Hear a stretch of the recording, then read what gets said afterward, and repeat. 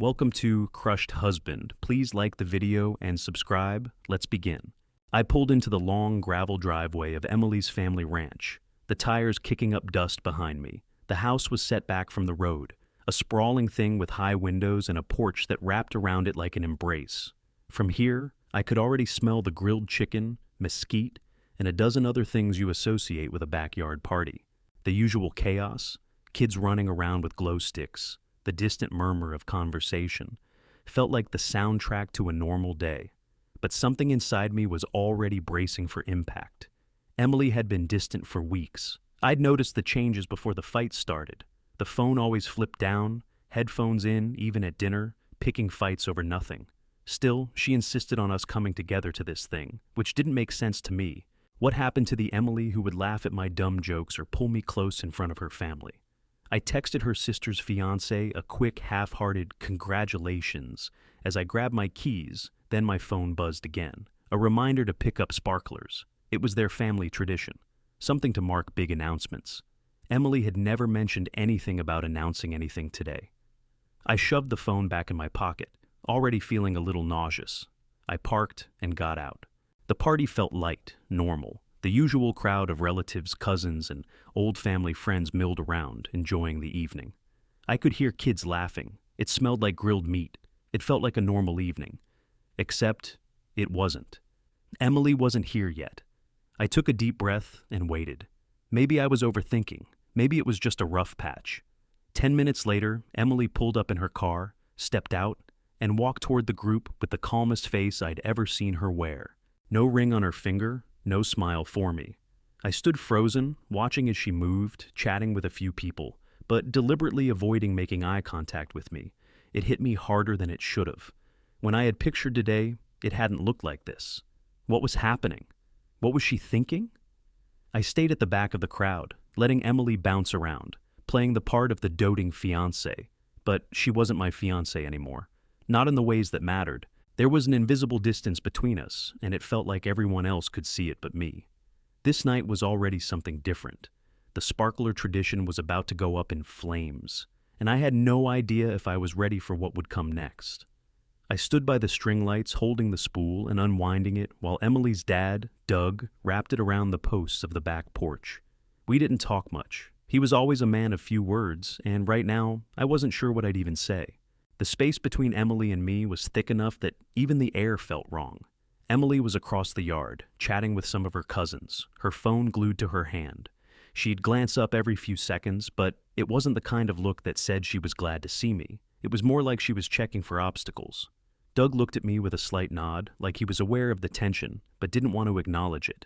He shifted a light string into place. "How's the warehouse?" he asked, his voice low, more out of routine than curiosity. "It's good," I said, not bothering to elaborate. "Nothing new?"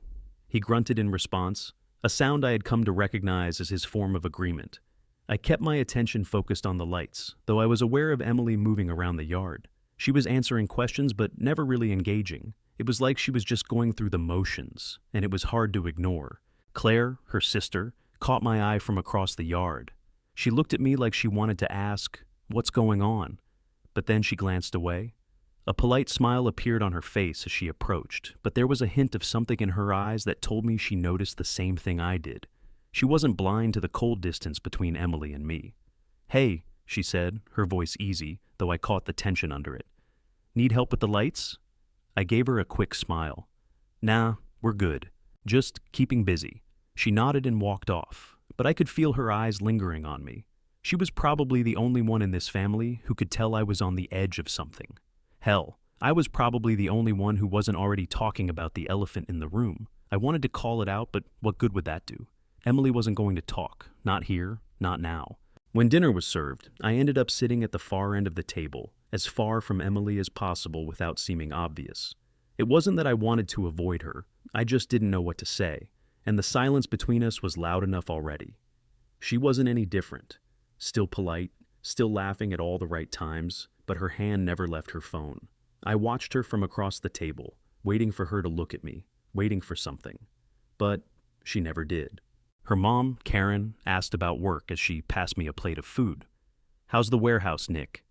Busy time of year?" I didn't mind talking about work. It was the one place I could still feel like myself. Yeah, it's busy. Always is this time of year. We've got a big order coming in next week. I let the conversation hang, expecting something from Emily, but she just nodded like she hadn't heard a word. Sounds good, Karen said, but she didn't look at me long. She was more concerned with keeping things moving, keeping the event light. At least, that's how it felt. Emily's attention was on her phone again. I could hear the clicking of keys from across the table, feel it pressing into the space between us like a warning light. It wasn't so much the phone itself, but the way she couldn't pull herself out of it, like the rest of us didn't matter. She wasn't present, not with anyone, and not with me. My eyes moved around the table, scanning the guests. It wasn't the usual stress of a family party where you're wondering who's going to say the wrong thing. No, this was something quieter. It felt like a loading dock in the middle of a shift, like you're just waiting for someone to drop a box, and when they do, it's going to shatter everything. I could feel that tension in my chest, but I kept it to myself. Everything around us felt normal. The noise, the laughter, the clinking of forks against plates. It was all going on like it always did. But I wasn't part of it anymore. Not with Emily, not with anyone at this table. And I couldn't shake the feeling that something was about to snap. Just as the cake was being cut and sparklers handed out to the kids, Emily stood up. She tapped her fork against her glass, the sharp clink cutting through the chatter. Everyone paused, turning toward her. Her parents beamed, their faces lit with expectation. The kind of look you get when you think something great is about to happen. They didn't see what I did. They didn't see the way Emily was standing there, the cool, calculated way she held herself, like she was about to announce a quarterly earnings report. For a split second, everything seemed frozen, like the air itself was holding its breath. I didn't need to hear the words to know what was coming. I could feel it. It was the moment before the impact, the air thick with the weight of it. Emily cleared her throat, and for a second I thought maybe she'd change her mind. Maybe she'd sit down, maybe she'd hold off. But then she opened her mouth and the words slid out, flat, as though she had rehearsed them 100 times.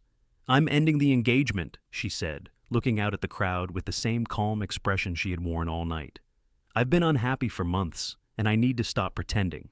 The silence that followed felt like it stretched for an eternity, the kind of silence that feels loud enough to rattle your bones. Everyone shifted in their seats, unsure of what to do. Some looked down at their plates, some at their drinks, but no one spoke. I didn't stand up, didn't yell, didn't do any of the things I think people expected. Instead, I kept my seat, looking at her as calmly as I could manage. "What do you want to happen next?" I asked, my voice measured, not giving away anything. She hesitated for a moment, her eyes scanning the crowd before landing on me again. "I'm going to stay at a friend's for now. We'll figure out the house," and the dog, later Emily's mom, Karen, set down her plate so hard that it rattled. It looked like she was afraid it might break. Her hands trembled, but she didn't speak. Claire's smile vanished in an instant, like someone had just ripped the mask off the night. She wasn't smiling now, not even pretending. I swallowed, keeping my tone neutral. Was the announcement meant for me or for them? I asked, the question hanging between us like a dare. Emily blinked as if I had caught her off guard. She didn't say anything right away, but her lips tightened, and I saw the frustration building behind her eyes. Maybe she hadn't expected me to react this way. Maybe she thought I'd break down or put on a show. But I wasn't going to give her that satisfaction. I wasn't going to let her control the narrative. Not like this. She straightened up, her shoulders stiff, her voice cold. "It's not like that. I can't keep doing this. I can't keep pretending everything's fine when it's not." Her words were more polished now, like she was reading from a script she had written in her head long before this moment. I knew she had been thinking about this for a while. You don't get to this point without preparation. Doug, her dad, looked like he was about to say something, but he didn't. He just stood there, his face pale, his mouth tight. He wasn't ready for this. No one was. I didn't raise my voice. I didn't get angry. I just asked again, the words coming out slower now, like I was forcing them through a tight space. Was this for me or for them? Emily opened her mouth to respond, but the words didn't come right away. She looked at me like I was the one making this difficult, like I was the one screwing up her carefully curated performance. The longer the silence stretched, the more I could see her unraveling, the control slipping away from her. And that was when I realized she wasn't doing this for me. She was doing this for them, for the audience. She needed the witnesses to justify her decision, to make it feel real in front of everyone else. Claire was already on her feet, quickly clearing plates, her face tight with anger, or maybe just disappointment. I wasn't sure which. She didn't meet my eyes as she went about the task, but I could feel her disapproval radiating off her like heat from an oven. This wasn't just about Emily anymore. This was about everyone else, the crowd, the stage. Emily had chosen this moment, this public display, and I wasn't going to let her dictate the story. I wasn't going to let her use me as the villain in her version of this breakup. I stared at her one last time, my voice cool. "You chose the audience," I said, barely above a whisper. "I chose the truth." Emily's face shifted for a moment, just long enough for me to see the cracks. She wasn't the confident woman she had been an hour ago. Not anymore. She took a deep breath, visibly pulling herself together. But the moment was already gone. Whatever control she had was slipping, and I wasn't going to let her regain it. Not this time. Emily's eyes darted around the yard, trying to take in everyone's attention. It was like she was gathering herself, trying to reclaim control of the moment that was slipping away. "I need witnesses," she said, her voice stiff, almost mechanical. This isn't just about us anymore." I didn't flinch. I just kept looking at her, feeling the weight of the last few minutes press down on me. She was playing this out in front of everyone, making it a spectacle, but I wasn't going to be her audience. She continued, her tone changing just enough to be sharp. "You've been emotionally unavailable. You've been stuck in your routines, and I held up my hand, not to stop her, but to make a point. "It's not about that, Emily. This isn't some generic breakup speech. You've been telling me you were busy with late work nights. You've been coming home late, disappearing for days at a time. Don't pretend this was sudden." Her eyes hardened, but I wasn't finished. I took a breath, keeping my tone steady. "I found the rideshare receipt. I saw the hotel check-ins. I've been sitting here watching you pretend everything's fine, and I'm not surprised, just disappointed." She shot me a look, like she was ready to lash out, but I kept my voice flat. "You told me you were working late." "That's a good one, Em. Real good. But I know the truth. I know when you're gone," Doug, standing off to the side, tried to speak up, his voice low but urgent. "Nick, come on." I didn't look at him. My attention was on Emily now. The shift in her face, the way she was trying to pull back, to salvage her control, made it clear she wasn't ready for this. She wasn't ready for me to turn the tables. Her voice cracked slightly. "You're manipulating this. You always have to make everything about you." I shook my head slowly, each word coming deliberately. "No, Emily. You've been using me to cover for what you've been doing. You've been seeing someone else, haven't you? I've seen the transactions on the joint account, the deliveries to Zach's address. Why don't you just admit it?" Her face drained of color, and she opened her mouth to respond, but nothing came out. She was cornered, and for the first time in weeks, I could see the real Emily. Not the one trying to put on a perfect front, but the one who was scared, the one who knew she'd lost control of everything. The crowd had already started to scatter, shifting to the edges of the yard like they'd caught wind of what was happening. The only people left were those who couldn't look away. Claire stepped up, her hands full of dirty plates, her expression tight like she was trying to hold everything in. I didn't yell. I didn't escalate it. I kept my voice calm, almost clinical. "You chose the audience, Emily." I chose the truth. I could see her pulling herself together again, but the damage was done. She wasn't the one in charge anymore. She wasn't the one dictating the narrative, and I wasn't going to give her the chance to try again. Not this time. Claire paused as she passed, her eyes flicking between me and Emily. She didn't say anything. She didn't have to. The way she held her shoulders, the tension in her jaw, told me everything I needed to know. She wasn't just cleaning up anymore. She was watching her sister fall apart, and she didn't know how to fix it. Emily shifted her weight, looking for someone to save her, but the room was empty. The people who mattered had already checked out, and I wasn't going to make this easy for her. I stayed rooted to the spot, not letting her control this moment any longer. Emily didn't say a word after that. She just turned, walked out of the yard, and drove off. There was no goodbye, no attempt to explain herself further. She was gone. The backyard, once filled with noise and movement, felt empty now. I didn't look at anyone. I just went inside to grab a few things to help Doug stack chairs. It felt like the only thing I could do. Keep my hands busy. keep my mind on something simple. We worked in silence, and I was grateful for that. The quiet felt like the only thing holding me together. Claire walked over, her eyes darting between me and the door Emily had walked through. She didn't say anything at first, just handed me a plate that had been left on the table. "Thanks for the meal," I said, keeping my tone even. "It was good." She didn't smile. "Yeah, well, you're welcome." I didn't try to dig into what was really going on in her head. There wasn't a need to. She was just as trapped in this as I was, playing the role of the good daughter while her sister made a scene. She set the plates down and started clearing the last of the glasses from the table. I helped Doug put the last of the chairs away, and it was done. The backyard was cleaned up. The party was over. When I got back to the house, my phone buzzed with a message from Emily. "The announcement wasn't meant to blindside you." I didn't reply right away. I just stared at the screen for a moment, trying to figure out how I felt about the fact that she was still trying to explain herself, still trying to control the story. Eventually, I typed out a short reply. "Pickup window for your things. 9 to 12 tomorrow." I set the phone down, my fingers still tingling from the cold of the night air. I went to the bedroom and started organizing her stuff. It wasn't hard. The small pile on the side of the bed was growing quickly. Her toothbrush, phone charger, hoodie, a few books. I kept moving, like it was just another task to get done, something else to clear off the shelves of my mind. It was odd how peaceful the house felt after all the noise. The chaos of the party was gone, the tension from earlier washed away like it had never been there. The house felt empty, but not in a bad way.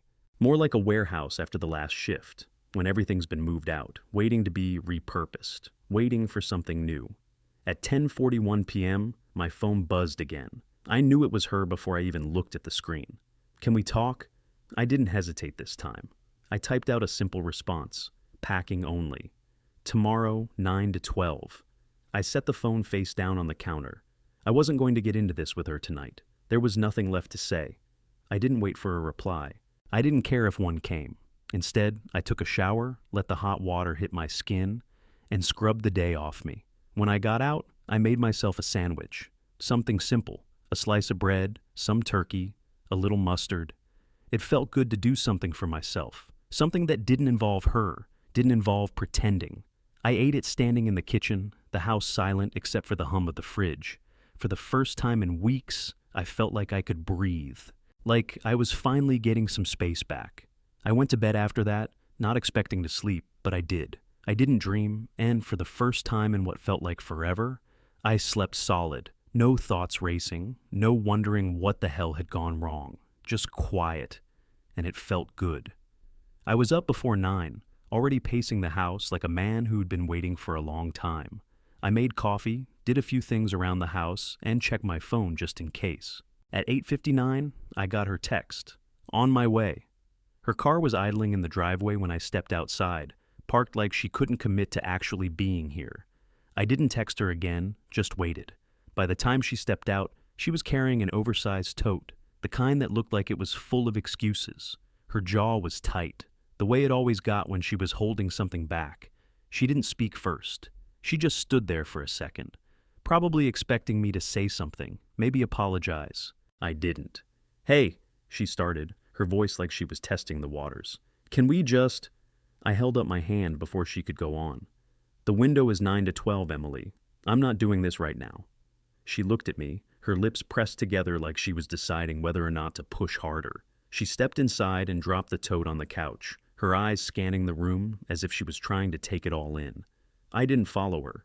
I just went back to the pile of boxes and started folding her sweaters, putting them into a box already labeled with her name. It wasn't hard. I'd done this a dozen times already, in my head. She lingered by the door for a moment, then walked over to a shelf and picked up a book. "You really don't think we can talk about this?" she asked, her voice softer now, like she was trying a different angle. I kept folding, kept moving, not giving her anything. "Not today." Her eyes narrowed. She stepped closer, dropping the book back on the shelf. "You're shutting me out," she said, a little sharper now. "You can't even—" "I'm not shutting you out," I interrupted. "I'm done pretending. You've been checked out for months, so don't act like this is all on me." She flinched, but it didn't stop her from trying again. She crossed her arms, her posture defensive. "Well, you didn't make it easy either. You've been distant. You don't—" I stopped folding and looked her in the eye. You think this is about me being distant? This is about you deciding when you wanted to pull the plug. Don't try to blame me for your choices. She stared at me for a beat, then shook her head, stepping back like she was done with the fight. Fine. Whatever, she muttered, almost to herself. Then, in an effort to soften the tension, she added, But we both know it's not just about me, right? This whole thing, it's been a mess. I didn't respond, just kept folding. I wasn't about to let her turn this into a we conversation. Not anymore. The silence hung heavy for a few minutes until her phone buzzed on the counter. She glanced at it quickly, but not quick enough. I saw the name. Zach. Not saved as Z, just Zach. She reached for her phone, but I was already watching her, my eyes steady. The preview popped up as she tried to hide the screen. HR says lay low. This is messy. I didn't flinch, didn't comment. I'd seen enough. There was no need to go further. I kept my tone even as I slid a folder across the counter toward her. These are some short-term rental options, I said. I thought you might need them. Her hand hovered over the folder, but she didn't reach for it right away. Then her eyes shifted back to me, and I could see the weight of what I was handing her settling in. You thought this through, she said, her voice flat, maybe even a little impressed. I nodded. I had to. She didn't say anything else. She just took the folder, holding it in both hands like it might collapse if she didn't. There was a long pause, the kind where everything that had been said settled in the space between us. She didn't look at me like she used to. There was no anger in her eyes now, just resignation. It didn't feel like we were in the same room anymore. It felt like she was already gone. I turned back to the boxes and kept packing, just doing what needed to be done. Neither of us said a word for the next half hour. I didn't need to.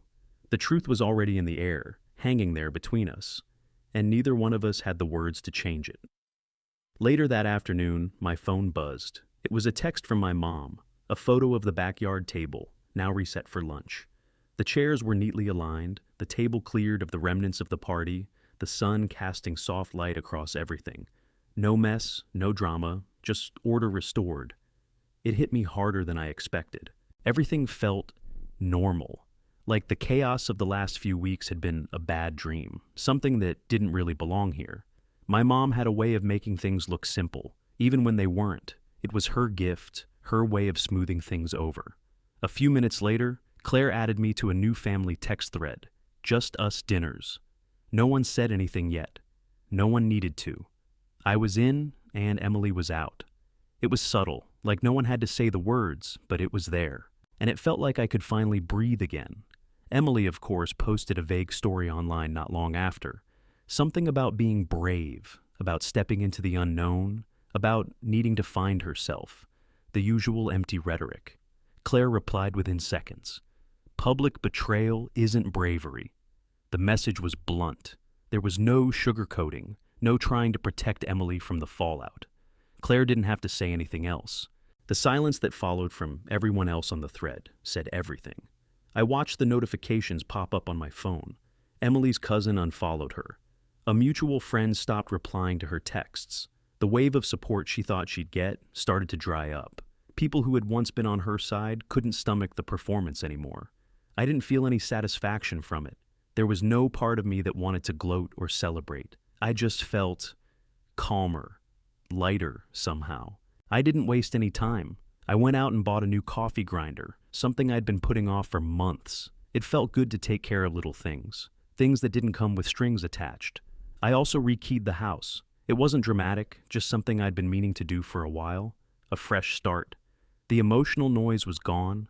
That low-level hum of tension that had been there for months, even before the breakup, was finally silenced. And what was left was peace. I stood in the kitchen, grinding the beans, watching the steam rise from the coffee pot, and realized I hadn't felt this still in a long time. The world outside kept moving, but inside, everything was in its place. The days after felt like a series of small tasks, one after the other. Nothing dramatic, just necessary things that had been waiting for too long. I updated my passwords, all the ones I'd been putting off because Emily had access to them. Canceling the streaming plans took a little longer, but that was just another thing checked off.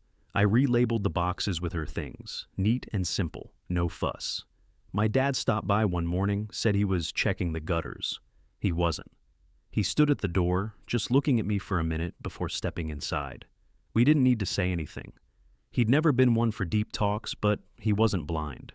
I could feel him asking, without asking.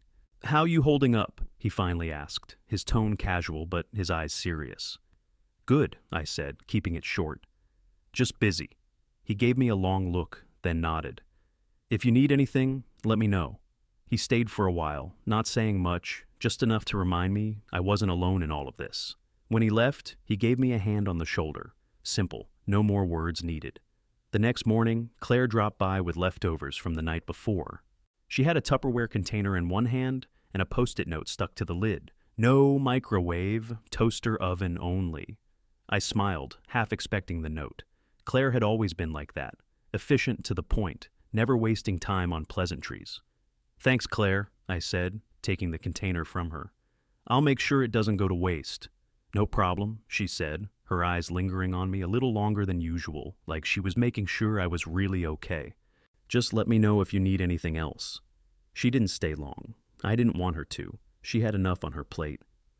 The next few days passed in a quiet rhythm. I got up early, worked out for the first time in months, ran freight plans at work like I used to, and felt sharper, more focused. Everything felt like it had clicked back into place. There was no weight on my shoulders anymore, just me, getting shit done. At home, I started fixing up the house. Little things I'd ignored for years. The faucet in the kitchen was loose, so I tightened it. The back door creaked when it opened, so I oiled the hinges. It wasn't much, but it felt like I was taking back control, one task at a time. Then, one night, my phone buzzed. Emily's name lit up the screen. I stared at it for a moment, my finger hovering over the message.